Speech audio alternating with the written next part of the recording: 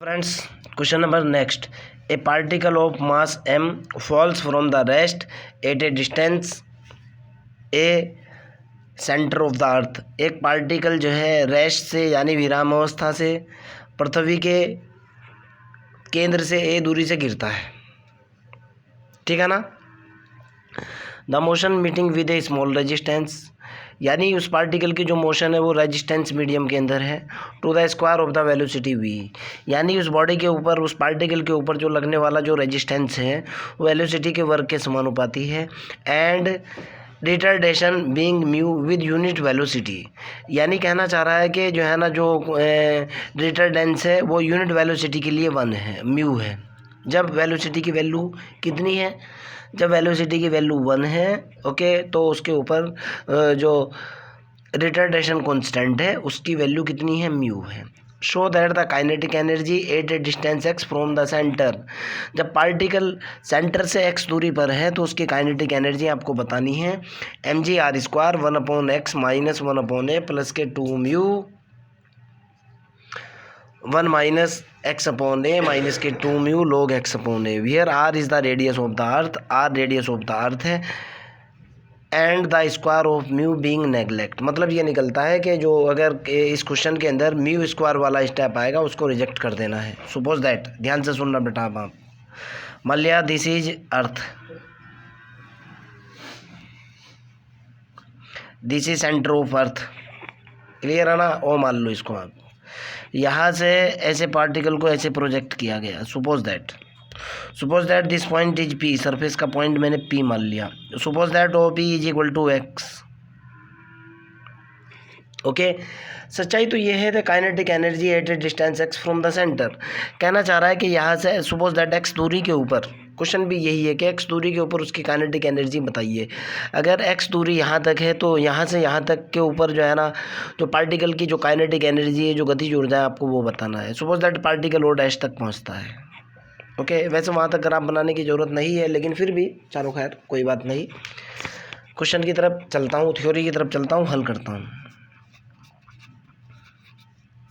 Question के अंदर एक चीज़ और भी दे रखी है, a is the distance from the centre, okay, और r is the radius of the earth. ये वाली दूरी आर के बराबर है, यानी r is equal to x के बराबर है. ओके, सपोज दैट, बहुत शॉर्ट लिखूंगा बेटा, the mass of the particle M,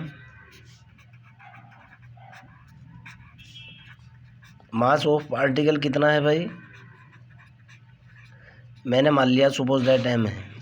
clear है ना. एंड पी यानी point on the surface, p is any point on surface of earth. Earth की सरफेस के ऊपर पी कोई पॉइंट है, on the surface of earth. Clear है ना. यहाँ कोई पॉइंट है. And with O P is equal to कितना है, आर है.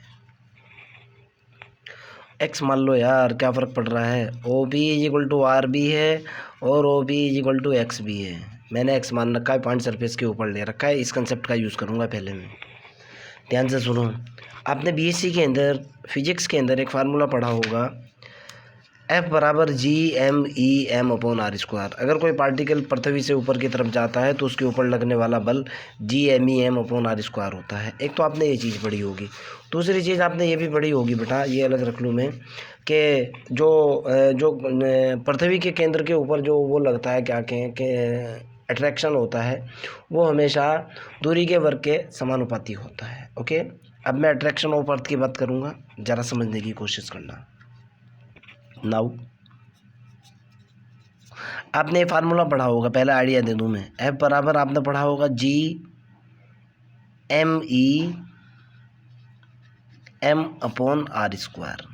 यानी ये जो फोर्स है ना, ये अगर सारी चीज़ें G भी कांस्टेंट होता है, M भी कांस्टेंट होता है, M भी कांस्टेंट होता है, ओके, और ये जो है ना दूरी के वर्ग के ये लगने वाला बल दूरी के वर्ग के समानुपाती होता है. कैपिटल आर ई स्क्वायर भी ले सकते हैं इसको, radius of the earth. 12th class के अंदर ये आपने कहीं ना कहीं पढ़ा होगा, याद है कुछ, या आपने ये पढ़ा होगा F बराबर 1/4πε0 Q1 Q2/r². बात एक ही है. ओके, ये सारी क्वांटिटी कांस्टेंट होती हैं। ओके, उसी के बेस पे मैं कह रहा हूँ। नाउ जो पृथ्वी है, जो ज़मीन है, वो पार्टिकल के ऊपर एक फोर्स लगाएगी। ओके, उस फोर्स की बात कर रहा हूँ। Now the attraction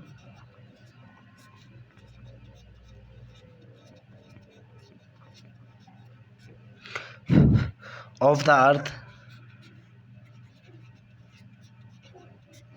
toward centre, जो सेंटर की तरफ लगने वाला होगा, टुवार्ड्स सेंटर, कितना अट्रैक्शन फोर्स लगेगा भाई? लैम्बडा मान लिया मैंने constant, divided by x square. Okay, क्यों? एक्स दूरी की बात करता हूँ मैं, दूरी अगर कुछ और होती तो कुछ और ले लिया जाता। ठीक है ना, आगे की तरफ करते हैं। ठीक है ना, बट इम्पोर्टेंट बात क्या है भाई? On the surface of the earth, on earth surface, earth surface के ऊपर जो अट्रैक्शन होता है,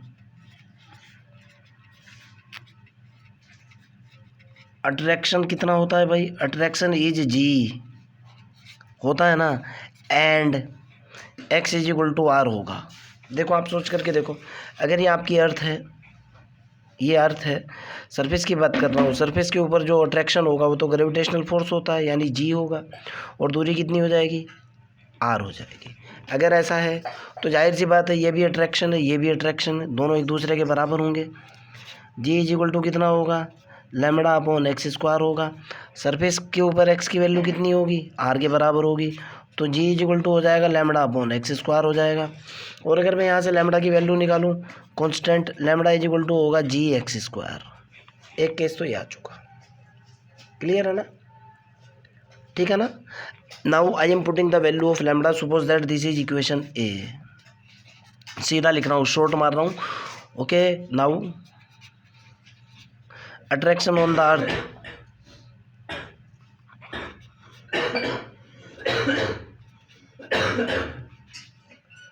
attraction on earth, short of on earth, यही सेम है भाई, टुवार्ड सेंटर,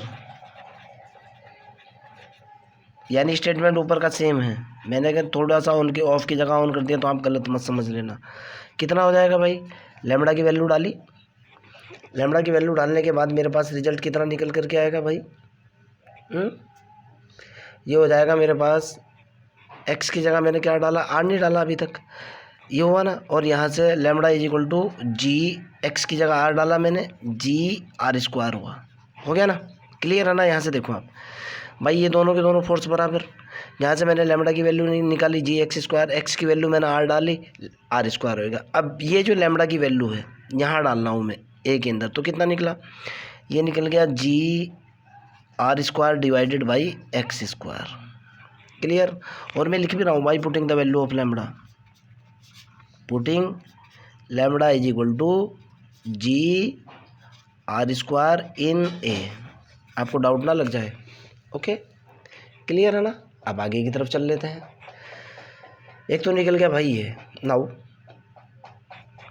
रेजिस्टेंस की बात करता हूँ। क्वेश्चन के अंदर बिल्कुल साफ साफ कह रहा है कि the resistance to the square of the velocity, resistance to the square of the velocity, suppose that r is the resistance. Short लिखूंगा। नाउ आर अगर रेजिस्टेंस है तो आर प्रोपोर्शनल होगा वेलोसिटी के वर्ग के। साफ साफ कह रहा है बिल्कुल, देख लो आप, resistance to the square of the velocity. Okay, तो जब इस प्रोपोर्शनल साइन को इक्वल साइन में मैं ब्रेक करूँगा, आर इज इक्वल टू कितना आ जाएगा? के इंटू वी स्क्वायर। और वियर आर इज क्या है? मैंने आर इज को क्या मान रखा है? मैंने रेजिस्टेंस फोर्स मान रखा है, रेजिस्टेंस फोर्स। ये मामला भी हल। आगे आगे और कुछ भी कह रहा है, कहना चाह रहा है retardation being mu for the unit velocity. इसका मतलब ये निकलता है retardation being mu with the velocity, कि अगर यहाँ v की वैल्यू 1 रख दी जाए तो r म्यू के बराबर होगा, यानी रेजिस्टेंस म्यू के बराबर होगा। कब म्यू के बराबर होगा? जब वेलोसिटी की वैल्यू 1 कर दी जाए। क्वेश्चन के अंदर साफ साफ गिवन है, गिवन दैट r की वैल्यू जो है ना डायरेक्टली म्यू हो जाएगी। कब हो जाएगी? जब वेलोसिटी की वैल्यू 1 रख दी जाए, यानी v इज इक्वल टू 1 कर दिया जाए। देखो आप, फिर कह रहा हूँ, retardation being mu for the unit velocity. Okay, मतलब ये निकलता है कि इसकी जगह जो है अगर v की जगह 1 रख दिया गया है यहाँ, तो r म्यू के अंदर कन्वर्ट हो जाएगा। क्लियर है ना, समझ में आती है ना। यानी k इज इक्वल टू कितना, म्यू इज इक्वल टू कितना निकल गया यहाँ से, म्यू इज इक्वल टू निकल गया मेरे पास k। और जब mu is equal to k मैं इस इक्वेशन के अंदर पुट करूँगा, यहाँ पुट करूँगा, आगे चलता हूँ, अगले पेज पे करता हूँ। नाउ पुटिंग, मैं क्या कह रहा हूँ भाई, putting mu is equal to क्या पुट करूँ भाई, मैं k पुट कर दूँ k इन, सपोज दैट ये इक्वेशन b है, b, तो रेजिस्टेंस कितना निकल जाएगा भाई, म्यू की जगह k पुट करा, म्यू इंटू वी स्क्वायर हो जाएगा ना। क्लियर है ना, कोई दिक्कत तो नहीं है। ओके, आगे की तरफ चलते हैं। जहाँ तक मेरे ख्याल से समस्या हल हो चुकी होगी, अब आगे चलते हैं। Now the equation of motion की बात करूँगा, उसके बाद तो काम चले जाएगा बस, फिर तो कोई दिक्कत है ही नहीं, रनिंग मोड में आ जाएगा क्वेश्चन और फास्ट लेकर के चल पड़ेंगे। Now the equation of motion is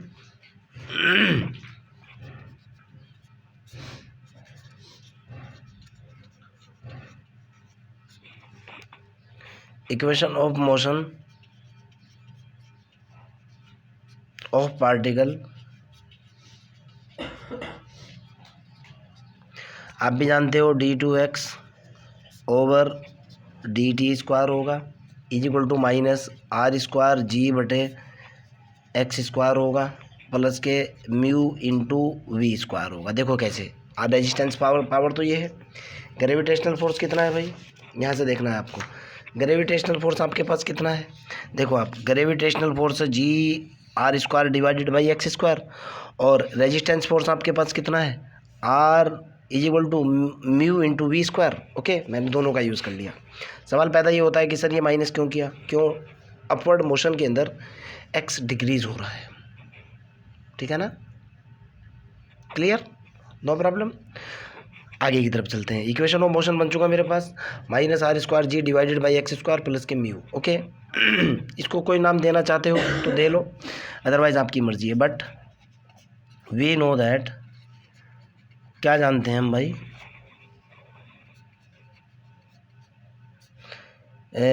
d2x over d t square is equal to v into d v over d x, formula होता है ना। ये वैल्यू डालो यहाँ पे, देखते हैं, मैंने वैल्यू डाली और रिजल्ट निकालने की मैंने कोशिश करी, देखता हूँ कितना आता है। इसकी जगह ये पुट करा, ये निकल कर क्या आया, v into d v over d x, okay, is equal to minus r square g divided by x square plus k mu into v square. कोई आपत्ति है? इसको देखो मैं क्या लिख सकता हूँ, अगर मैं ज़रा समझने की कोशिश करना, मैं लिख रहा हूँ d over d x v square, अगर मैं इसको डिफरेंशिएट कर रहा हूँ तो कितना निकल करके आएगा बेटा, ये हो जाएगा sir 2v d v over d x. और अगर इसको मैं 2 से डिवाइड कर दूं तो ये v d v over d x हो जाएगा, और अगर यहाँ भी 2 से डिवाइड कर दूं 1/2 कर दूं तो देखो आप, ये 2 बाहर आएगा, 2 तो ये आ चुका, v d v over d x होगा। अर्थात v d v over d x को मैं लिख सकता हूँ, इसको देखो आप, v d v over d x को लिखा जा सकता है 1/2 लिखा जा सकता है, d ओवर डी एक्स लिखा जा सकता है, v स्क्वायर लिखा जा सकता है। आप इसको डिफ्रेंशिएट करो, ये निकल करके आएगा, 2 से 2 कैंसिल हो जाएगा, v d v over d x बचेगा, आपके सामने है रिजल्ट। ओके, आगे चलते हैं। इधर क्या हुआ भाई, minus k r square g बटे हुआ x square plus k mu v square, मैंने 2 से इधर मल्टीप्लाई कर दिया भाई, तो ये निकल करके आया d over d x v square is equal to हुआ minus k 2r square g बटे एक्स स्क्वायर प्लस के 2 म्यू वी स्क्वायर। इसको इधर उठा लाए, ये हुआ डी ओवर डी एक्स, ये तो हुआ we square minus k 2 mu, मेरे यहाँ आके कर को थोड़ा सा उधर को नहीं कर सकता तो, is equal to minus k 2r square g बटे एक्स स्क्वायर। कोई आपत्ति है? तेरे को कहा कह रहा मैं हल्दी खा ले भाई, मानने का तो है नहीं तू बात भाई। आदत तुम्हारे तो उसी उसी परिवार में से हो ना सारे, न मानने वाली बात में। ठीक है ना भाई। D over d x v square minus k 2 mu v square आ चुका, minus k 2 are square g बटे एक्स स्क्वायर आ चुका। कोई आपत्ति है? हमने अभी इसी पार्ट 1 के अंदर एक चीज़ पढ़ी थी बेटा, उसी की बात करने जा रहा हूँ। हमने पढ़ा था d y by d x plus k p x y is equal to q x. D y by d x plus p x y का मतलब है p is the function of x into variable y is equal to q x. ये एक linear differential equation हुआ करती थी, और इस डिफरेंशियल इक्वेशन को हल करने का हमारे पास तरीका होता था। हम यहाँ से निकालते थे integral factor is equal to होता था ई की power p d x. General solution जो इसका निकला करता था जी एस, जनरल सॉल्यूशन निकलता था वाई गुणा वाई इंटू इंटीग्रल फैक्टर बराबर integration of integral factor into q into d x, Q x into d x. BSc part 1 के अंदर अगर आपने या 12th क्लास के अंदर अगर आपने मैथमेटिक्स को सही तरीके से पढ़ा हो तो वहाँ ये लीनियर डिफरेंशियल इक्वेशन पढ़ी थी। This is also a linear differential equation. Okay, ठीक है ना। ये भी लीनियर डिफरेंशियल इक्वेशन है, और मैं इसके अंदर जो है इस कंसेप्ट का यूज़ करने जा रहा हूँ। आगे की तरफ चलते हैं भाई। तो यहाँ से मेरे पास जो निकल करके आया भाई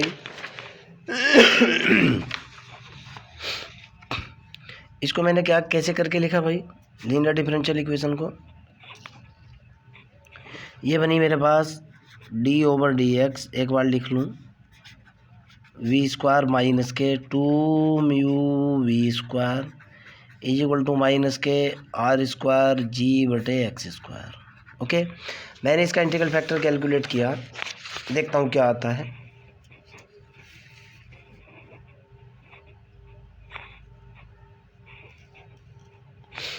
मैंने p कैलकुलेट किया यहाँ से। जैसे ही मैं इसका इंटीग्रल फैक्टर डायरेक्ट कैलकुलेट करूँगा, इंटीग्रल फैक्टर मैंने कैलकुलेट किया e की पावर होगा minus k 2 mu D x.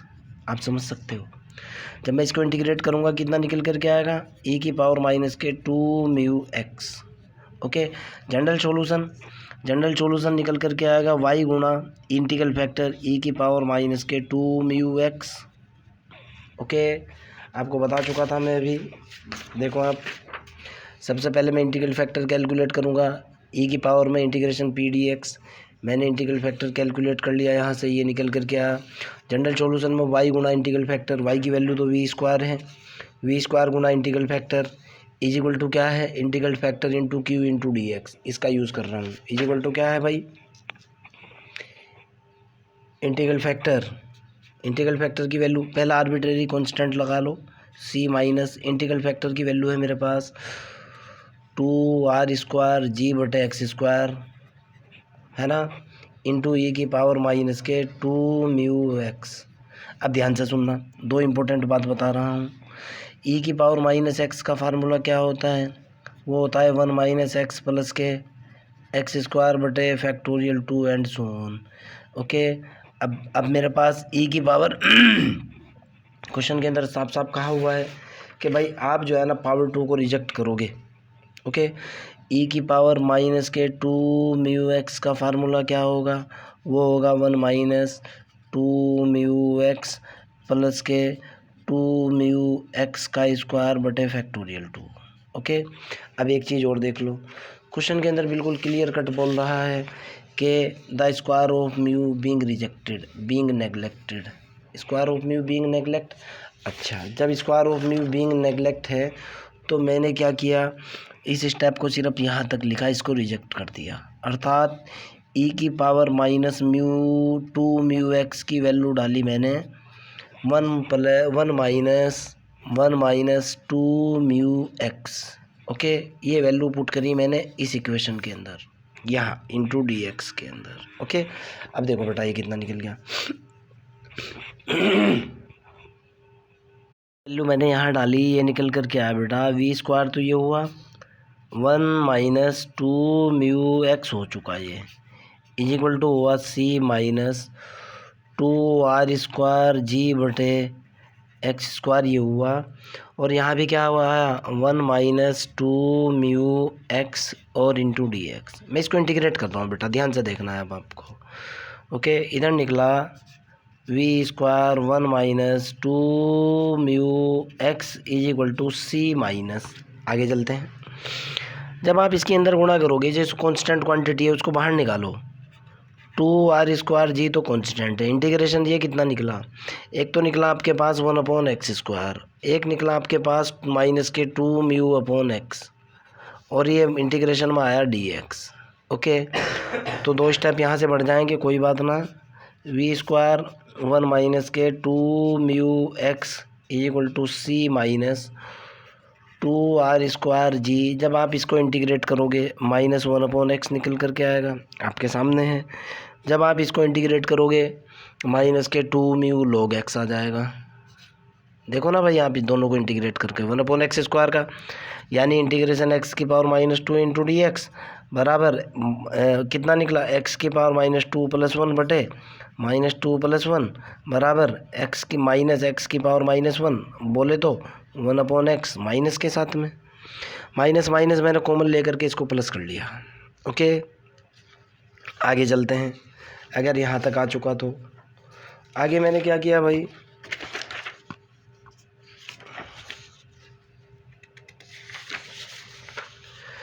यहाँ से मेरे पास निकल कर के आया भाई वी स्क्वायर, तो ये हुआ 1 minus k 2 mu x is equal to c minus 2, minus और माइनस प्लस कॉमन ले लिया मैंने, प्लस होएगा ना ये हुआ 2r² जी, और यहाँ बढ़ना 1/x प्लस के 2 म्यू लॉग एक्स। मेरे ख्याल से आपको कोई आपत्ति नहीं होनी चाहिए। आगे चलते हैं भाई। अगर ये हो चुका तो ओके, क्वेश्चन के अंदर साफ साफ कह रहा है कि ध्यान से सुनने की कोशिश करना और समझने की कोशिश करना भाई, आप क्वेश्चन कह क्या रहा है। क्वेश्चन के अंदर कह रहा है particle of mass m falls at rest at a distance a from the centre. साफ साफ कह रहा है, यहाँ देखो आप, साफ साफ कह रहा है एट रेस्ट से चलता है from the distance A at the centre. साफ साफ कह रहा है कि वी की वैल्यू जो है ना 0 है जब x बराबर a है।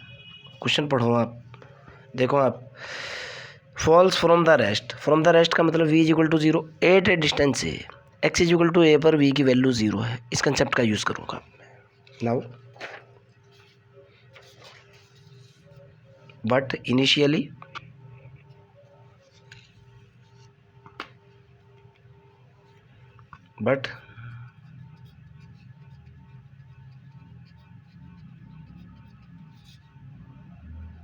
इनिशियली क्या हो रहा है, अरे यार जूम मजा सही तरीके से,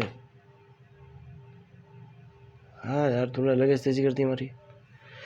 x इक्वल टू कितना है भाई, वो a है, कब है, जब v इक्वल टू 0 है। c की वैल्यू निकाल लो, x इक्वल टू a पर v इक्वल टू 0 रख लो, ये तो होएगा 0 is equal to c minus plus 2r² g, कितना हुआ भाई 1/a प्लस 2 म्यू लॉग है, x की जगह ये डाल दिया। और c की वैल्यू जो है ना, suppose that this is equation c की वैल्यू c इक्वेशन के अंदर डाल लो आप। यहाँ से c की वैल्यू निकल करके आई -2r² जी, माइनस के 2r² जी 1/a प्लस 2 म्यू लॉग है, हो गया ना। ये वैल्यू यहाँ डालो तो कितना निकल करके आया भाई, ये हुआ v square 1 minus 2 mu x. Okay, आगे की तरफ चल लेते हैं। 2 mu x is equal to, यहाँ से कितना निकल गया भाई, c की वैल्यू डाली मैंने माइनस के 2r² जी 1/a प्लस 2 म्यू लॉग है प्लस के 2r² जी 1/x प्लस के 2 म्यू लॉग x। क्लियर है ना। आगे की तरफ चलते हैं, इसमें से कॉमन ले लो यार, जो कॉमन लिया जा सकता है। ये निकल कर के आया v square 1 minus k 2 mu x is equal to, ध्यान से देखना है, 2r² जी, 2r² जी, 2 कॉमन ले लिया, 2r² जी। यहाँ से देखो बेटा, 1/x पॉजिटिव, 1/x ए नेगेटिव, कितना निकला, 1/x माइनस के 1/a, निकल गया ना। ज़रा समझने की कोशिश करना, ये वाला पॉजिटिव, ये वाला नेगेटिव, कितना निकल करके आया भाई, 2 mu log x positive, 2 mu log x positive minus 2 mu log a negative, ये निकला ना। इसको थोड़ा सा सेट करो यार। ओके, चलो आगे की तरफ चलते हैं अभी। इसको सेट करता हूँ, ये तो हुआ v², 1 minus k 2 mu x is equal to 2r² g, ये कितना हुआ भाई, 1/x माइनस के 1/a, यहाँ से माइनस कॉमन ले लो, माइनस के 2 म्यू कॉमन ले लो, कितना बचा, ये बचा log a माइनस के log x, बचा ना। इस पर log प्रॉपर्टी अप्लाई कर दो, उसके बाद ही आगे की तरफ चलेंगे यार। v², 1 minus k 2 mu x is equal to 2r² g, ये हुआ बेटा 1/x माइनस के 1/a और माइनस के 2 म्यू, ये हुआ, log प्रॉपर्टी अप्लाई करते ही कितना हुआ, log a/x आएगा ना। सोच करके देखो आप, बन गया ना log a/x। आगे की तरफ चल लेते हैं भाई, जब log a/x आ चुका, ठीक है ना। अगले वाले पेज पे चलते हैं। तो अब मैंने क्या किया, यहाँ से v² की वैल्यू निकाली, क्यों, मेरे को काइनेटिक एनर्जी चाहिए। v² की वैल्यू जो निकल करके आई, वो बेटा ये निकल करके आई 2r² जी, 2r² जी, 1/x माइनस के 1/a और माइनस के 2 म्यू log, कितना निकला भाई, a/x,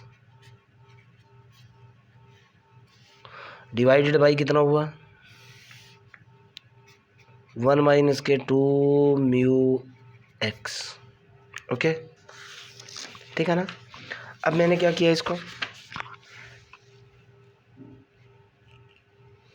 इसको मैंने ऊपर जा करके ये लिखा, v², तो ये निकल करके आया is equal to 2r² ji, 1/x minus के 1/a minus k 2 mu log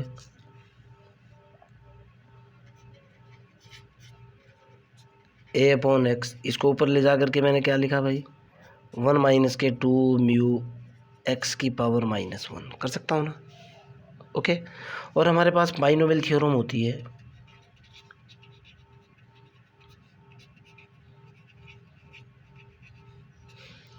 one minus x की पावर -1 इज इक्वल टू कितना होता है, 1 + x + x² + x की पावर 3 एंड सो ऑन। इस फार्मूले का मैंने डायरेक्टली यूज़ कर लिया, ये निकल करके आ v² is equal to 2r² ji, 1/x minus के 1/a minus k 2 mu log a/x के गुणा में कितना है, 1 + 2 म्यू x। क्यों भाई, उससे अगले वाला स्टेप मैंने रिजेक्ट कर दिया। क्वेश्चन के अंदर साफ साफ कह रहा है कि square of mu being neglect, ठीक है ना। आगे चलते हैं। तो मेरे ख्याल से जब मैं इसका अंदर मल्टीप्लाई करूँगा, सारे का इसके साथ गुणा कर लो, जब पहले स्टेप के साथ मल्टीप्लाई किया जाएगा तो कितना निकल करके आएगा, v² इज इक्वल टू निकलेगा 2r² जी। पूरे स्टेप के साथ मैंने इसका गुणा कर दिया, सारे का सारे के साथ गुणा किया। ओके, और गुणा करने के बाद मेरे पास कितना स्टेप निकल करके आया भाई, आपने इसकी गुणा देखो, आप जरा समझने की कोशिश करो, 1 के साथ गुणा कर रहे हैं ना आप, जब आप 1 के साथ गुणा करोगे तो कितना निकल करके आएगा, 1/x माइनस के 1/a minus k 2 mu log a/x हो जाएगा ना। मैंने इस सारे की गुणा 1 के साथ की, जब मैं इसकी गुणा इसके साथ करूँगा, अब इसकी गुणा कर रहा हूँ मैं, प्लस 2 म्यू एक्स की गुणा मैंने किसके साथ करी भाई, 1/x माइनस 1/a के साथ, है ना, कर दी ना गुणा। अगले वाले स्टेप में क्या करूँगा भाई, मैं इसकी गुणा इसके साथ करूँगा, माइनस के 2 म्यू² log x/a, ये तो रिजेक्ट होएगा, क्यों? म्यू स्क्वायर को तो म्यू स्क्वायर इज रिजेक्ट, इसको तो रिजेक्ट करना है आपको, क्वेश्चन में साफ साफ दिया हुआ है। आपके पास स्टेप बचा इतना, ये तो ख़त्म कर दूंगा मैं। आगे चलते हैं, देखता हूँ कितना बचा मेरे पास। यहाँ से मेरे पास वी स्क्वायर की जो वैल्यू निकल कर के आई बेटा, वी स्क्वायर निकला 2r स्क्वायर जी, 2r स्क्वायर जी, ये हुआ 1/x माइनस के 1/a, हो गया ना, minus k 2 mu log a/x, हो गया ना, 2 प्लस के 2 म्यू, अंदर x की गुणा कर लो, x/x माइनस x/a, और ये तो रिजेक्ट प्लस के 0, उसकी ज़रूरत नहीं है। ओके, आगे चल लेते हैं। तो यहाँ से मेरे पास कितना रिजल्ट निकल कर के आया, v square is equal to 2r square g, ये हुआ बेटा, ये तो ख़त्म हो चुका, 1/x माइनस के 1/a minus k 2 mu log a/x, और प्लस के ये कितना हुआ भाई, 2 म्यू, x से x cancel, 1 minus x/a। Okay, ठीक है ना, 2 mu 1 minus x/a, 1/x 1/a, बिल्कुल क्लियर। मेरे को निकालना है kinetic energy. Kinetic energy question के अंदर कह रहा है कितना होता है, 1/2 m इंटू वी स्क्वायर होता है, तो के ई कितना निकल कर के आया, 1/2 इंटू एम, वी स्क्वायर की वैल्यू कितनी, 2r स्क्वायर जी, और ये हो जाएगी 1/x माइनस के 1/a minus k 2 mu log a/x plus के 2 म्यू 1 माइनस x/a, यही होगी ना, 2 से 2 कैंसिल। काइनेटिक एनर्जी कितना निकल गया, पेज तो ख़राब होना ही है भाई, m r square g 1/x minus के 1/a और minus k 2 mu log a/x plus के 2 म्यू 1 माइनस x/a। देखते हैं आंसर क्या है, ये देखो, काइनेटिक एनर्जी की बात कर रहा था, एट ए डिस्टेंस x, दोनों मैच कर लेना भाई, mr square g 1/x 1/a, 2 mu 1 minus x/a, mu log a/x, match, hence proof. फिर भी आपका कोई डाउट हो, कोई प्रॉब्लम हो, देखो आप ये वाली लाइन, ये वाली लाइन देखो, ये वाली लाइन देखो, मैच होगी ना। फिर भी आपका कोई डाउट हो, कोई प्रॉब्लम हो, you can directly ask. Okay, bye.